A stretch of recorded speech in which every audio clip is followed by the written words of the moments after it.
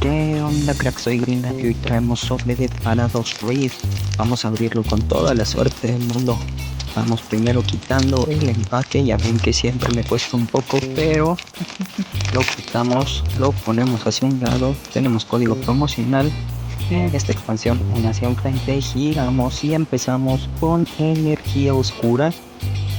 Tenemos un Swablu, un Panzir, también tenemos un Nikit, un Blizzard, un Technical Machine Turbo Engine, un Bug Trio,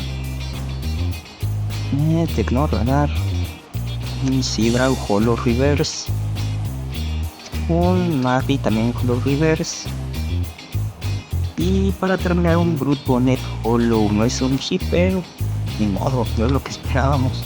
Esto fue todo por hoy, amigos. Gracias por acompañarme en esta apertura. Soy Greenland y nos vemos en la próxima. A ver si sale un hit tan esperado. Suscríbanse y que les caigan puros hits.